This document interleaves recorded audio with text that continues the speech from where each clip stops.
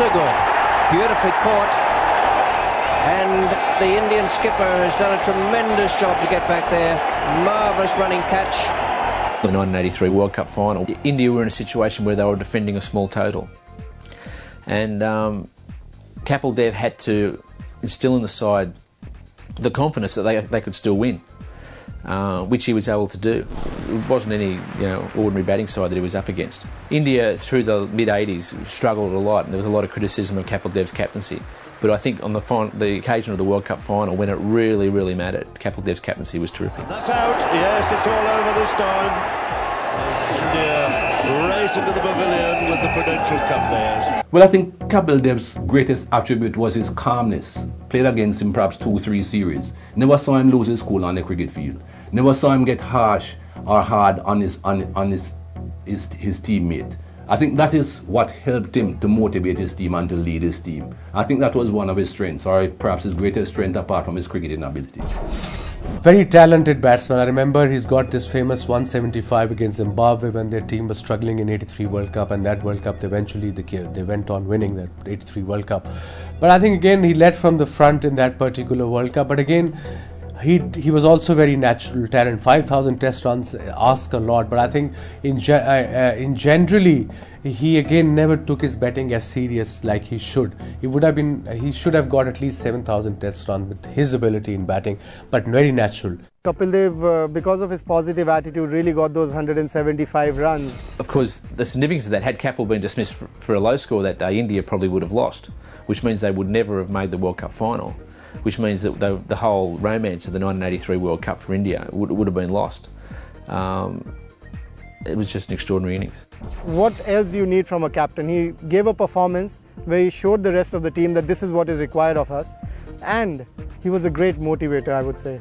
Whenever he spoke to his boys, he would give them a positive talk, positive vibes would get into the players. And that is what is required from a captain. His positivity was his plus point, but at times it became negative as well for him. If he had to choose, as I said, between a win and a draw, he would go for the win. So sometimes this backfired on Kapil. I mean, he would want to go for the win and in the process lost the game. By the end of 1984, Kapil had been replaced as Indian captain by Sunil Gavaskar.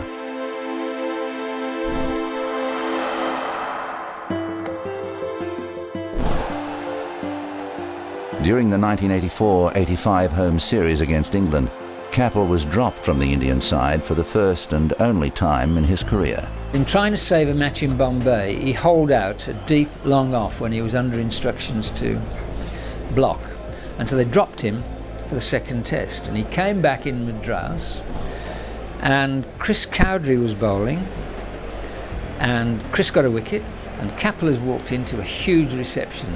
Everybody wondered now, how do you play your first ball after you've been dropped? Are you going to make a gesture? Are you going to say, let's have peace and I'll play properly? First ball from Cowdery was as near a wide as you can ever get without it being called. And he launched himself at it. And he smashed it through Norman Cowan's hands at wide mid-off and turned and waved his bat to the dressing room. So that was his gesture as to what had happened. So he was a terrific character in his own country and an absolute legend.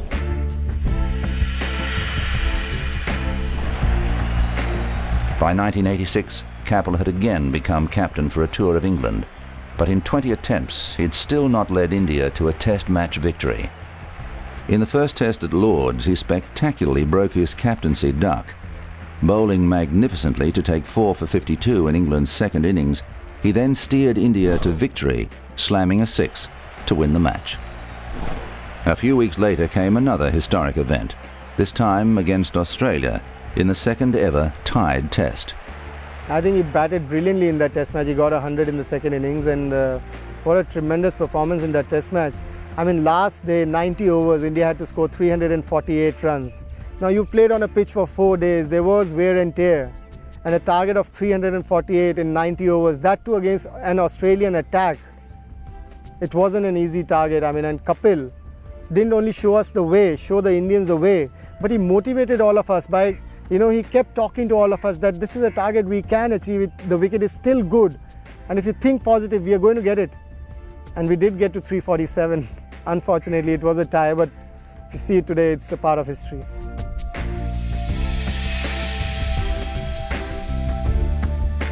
In early 1987, India narrowly lost a home test series to Pakistan, and Kapil's days as captain were over. Kapil played on for half a dozen more years under 4 different captains. He would continue to enjoy great moments. An outstanding effort that comes to mind is Lord's. When you're looking to save the follow-on, 24 required, what does he do? He doesn't block. It's 4 sixes, and only once did he step out of the crease. They needed 24 to save the follow-on, and 4 in a row. Kapil hit him onto the covers at the nursery end, just standing down there, the covers spread out. And I remember it because a good mate of mine who was doing the sponsoring of the covers.